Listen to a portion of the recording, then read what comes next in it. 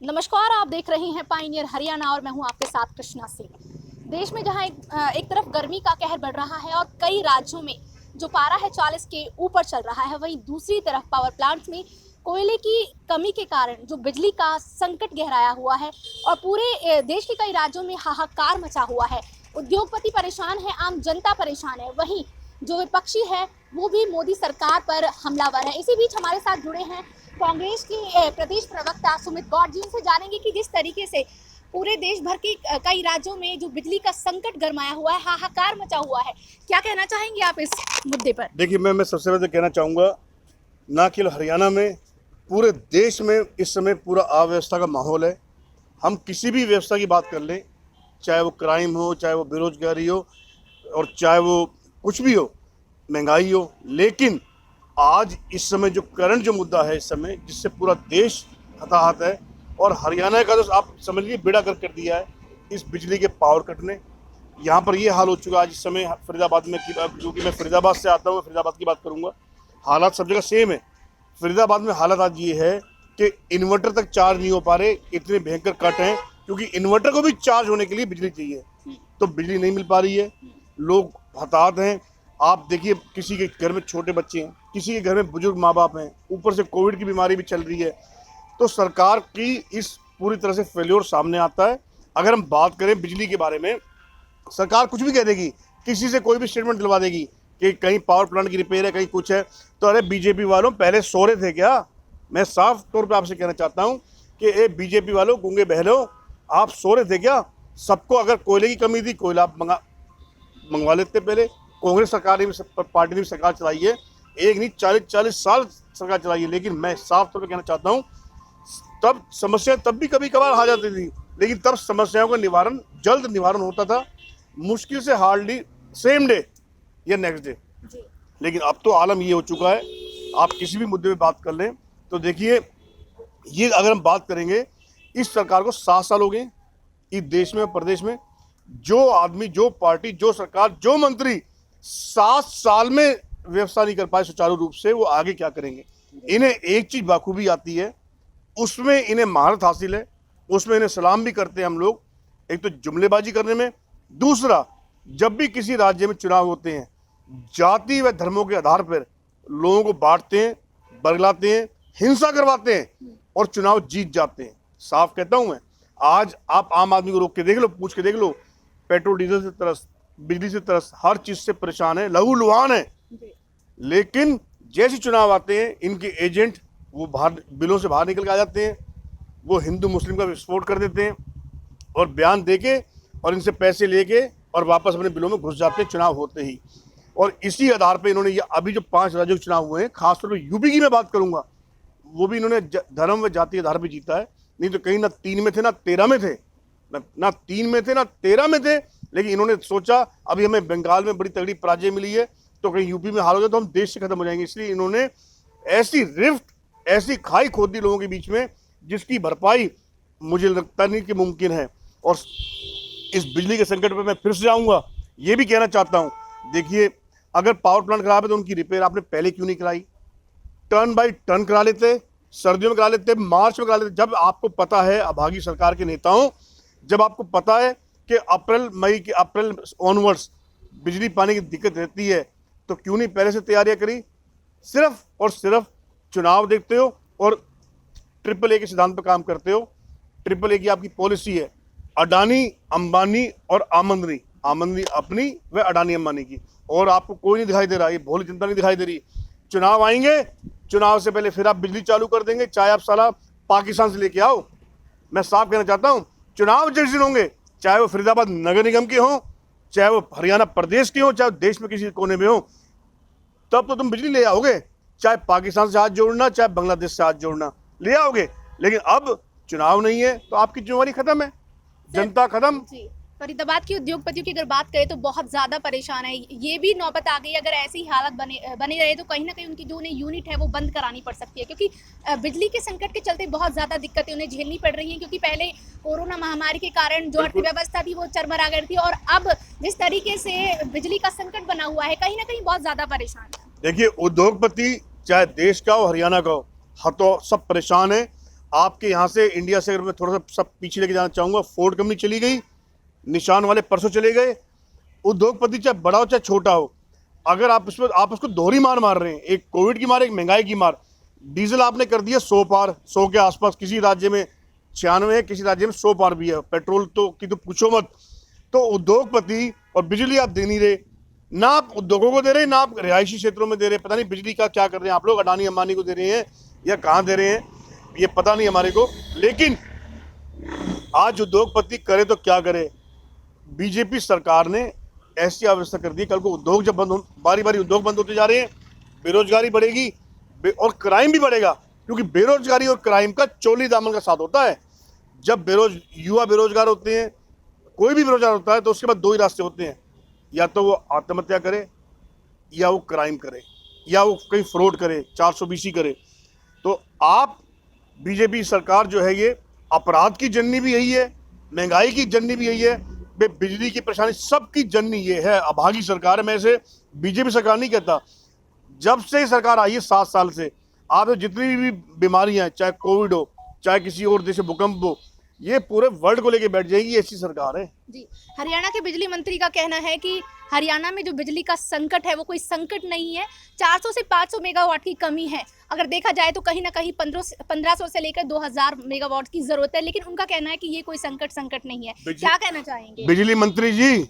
अगर दम है आप में, छाती ठोक के कहता हूँ, आप आ जाओ या मुझे बुला लो, बिजली मंत्री से बोलना, उसी की विधानसभा में चलता हूँ, या फरीदाबाद आ जाए, लोगों से कहलवा दूंगा।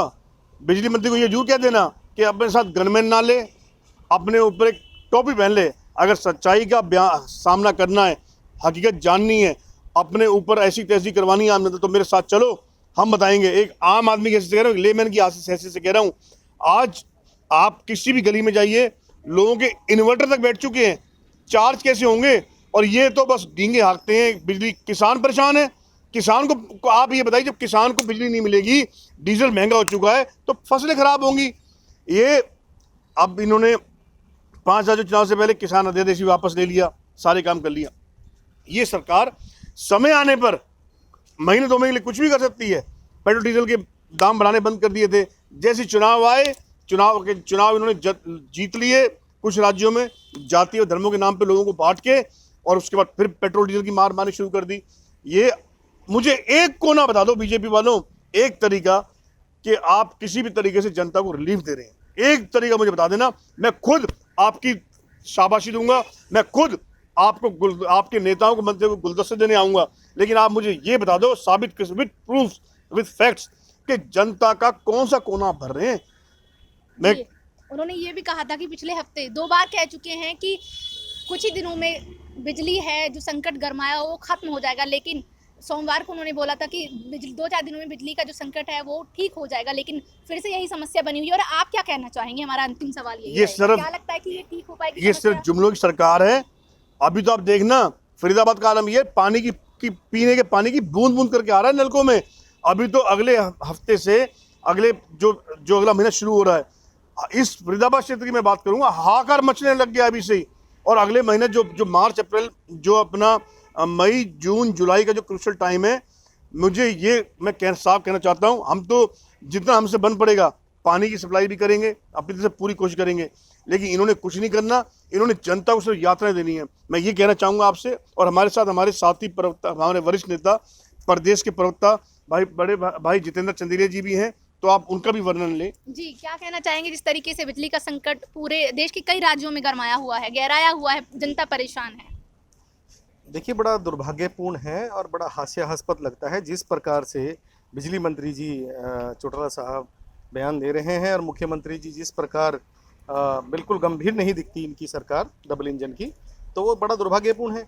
आप देख सकते हैं, और लोग समझ रहे हैं देश के, जिस प्रकार इन लोगों ने किसान और मजदूर को मारने के लिए 3 अध्यादेश कृषि काले कानून लेके आए, सिर्फ अडानी अंबानी जैसे उद्योगपति मित्रों को फायदा पहुंचाने के लिए। पूरी देश की ज़मीन का मालिक, किसानों की ज़मीन का मालिक उनको बनाना चाहते थे। अब देश ये समझ रहा है, राहुल गांधी जी ने शीतकालीन सत्र में देश को चेताया था।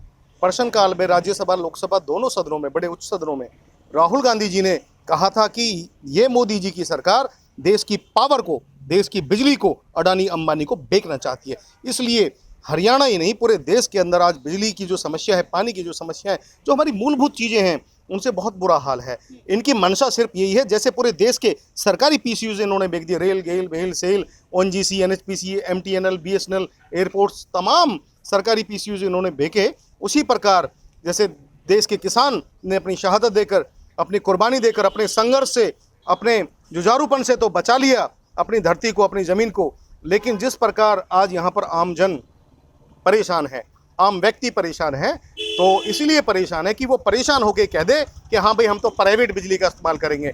और इनकी मंशा, इनका लक्ष्य है देश की पावर को बेचना, जो ये कर रहे हैं। आज हॉस्पिटलों में, आज कोरोना काल के अंदर हॉस्पिटल्स के अंदर लाइट नहीं है। आज सरकारी गवर्नमेंट जो हमारे डिपार्टमेंट्स हैं, हमारे स्कूल हैं, हमारे कॉलेज हैं, किसी भी क्षेत्र, आपके ऑफिस में भी, आप मीडिया के लोग हैं, आप सच्चाई दिखाते हैं और अच्छी बात है, क्योंकि सत्य को सत्य कहना वेदों के अनुकूल है, भय के कारण झूठ बोलना यही महाभूल है। तो सत्य को सत्य दिखाना चाहिए, कहना चाहिए। मीडिया का एक अहम रोल होता है और आपका जो चैनल है, मैं तारीफ करता हूँ कि आप फरीदाबाद की, हरियाणा की जनता की आवाज़ को ताकत से उठाते हैं और दिखाते हैं। तो यहाँ पर आज बिजली की समस्या है, पानी की समस्या है, स्वास्थ्य की समस्या है, सुरक्षा की समस्या है और बढ़ता हुआ भ्रष्टाचार है। इन सारी मूलभूत सुविधाओं को जो सरकार नहीं दे पाती है, तो वो सरकार निकम्मी और नकारा कहलाती है। तो मैं सीधा सीधा ये कहूँगा कि ये 7 साल में कोई भी मदर यूनिट यहाँ पर नहीं ला पाए। और बिजली के लिए जब इनको पता थी कि ये संकट गहरा रहा है, केंद्र सरकार और प्रदेश की सरकार बिल्कुल भी कोरोना काल में बिल्कुल चिंतित नहीं है। लोगों के हितों के लिए ये लोगों को मारना चाहती है और पूरे देश को गिरवी रखना चाहती है अडानी अंबानी के पास। क्या लगता है कि जो स्थिति बनी हुई है कब तक बनी रहेगी या फिर ठीक हो जाएगी? जिस तरीके से बिजली मंत्री दावा कर रहे हैं कि हरियाणा में बिजली का संकट नहीं है। मैं आपके चैनल के माध्यम से बिजली मंत्री जी और मुख्यमंत्री खट्टर साहब और मोदी जी से पूछना चाहता हूँ, देश के प्रधानमंत्री जी से। मुझे फैज साहब का एक शेर याद आ जाता है कि तू इधर उधर की ना बात कर, तू इधर उधर की ना बात कर, ये बता कारवा क्यों लुटा। मुझे रहजनों का ख्याल नहीं, तेरी रहबरी पर सवाल है। तो इनकी रहबरी जो है, जिस प्रकार ये रहबरे आजम बनने की कोशिश कर रहे हैं, धर्म और जाति के नाम पर, जिस प्रकार ये दंगे भी साथी प्रवक्ता सुमित गौड़ जी यूपी का बता रहे थे, लेकिन देश की राजधानी जहांगीरपुरी के अंदर जो इन्होंने किया, जिस प्रकार ये दंगे फैलाते हैं धर्म जाति के नाम पे, अब लोगों को समझना होगा। मर जाओगे हिंदुस्तान वालों, आपकी दास्तानें भी दास्तानों में नहीं होगी अगर आप नहीं समझे, इनकी सोच को आपने नहीं पकड़ा। ये पूरे देश को अडानी अंबानी, आज अडानी जो है 4थे नंबर के, 3रे नंबर के बनने जा रहे हैं पैसे वाले पूरे विश्व के अंदर। किसका पैसा है वो? देश की जनता का पैसा है, वो समझना होगा हमें। वो आपका, हमारा, सबका पैसा है वो। तो आज जिस प्रकार मूलभूत सुविधाएं ये सरकार नहीं दे पा रही है, निकम्मी नकारा सरकार है। Thank you sir. तो देखें कि जिस तरीके से पूरे देश भर में, कहीं या देश के कई ऐसे राज्य हैं जिसमें बिजली का संकट बहुत ज़्यादा गहराया हुआ है, और कहीं ना कहीं जो दूसरी तरफ देखें तो गर्मी का कहर भी बहुत ज़्यादा है, और सबसे ज़्यादा जो नुकसान हो रहा है वो कहीं ना कहीं उद्योगपति भी झेल रहे हैं, क्योंकि उनका कहना है कि अगर यही हालात अगर बने रहते हैं तो कहीं ना कहीं उन्हें कुछ यूनिटें अपनी बंद करनी पड़ सकती है, जिससे बेरोजगारी का भी सामना करना पड़ सकता है। आज के लिए इस रिपोर्ट में इतना ही। जुड़े रहिए पायनियर हरियाणा के साथ। राष्ट्रीय समाचार पत्र पायनियर हरियाणा पढ़ने के लिए डाउनलोड करें हमारी वेबसाइट पर प्रकाशित ई-पेपर। दिन भर की तमाम छोटी बड़ी खबरें देखने के लिए सब्सक्राइब करें हमारे YouTube चैनल को। वीडियो को लाइक, शेयर और कमेंट करना न भूलें।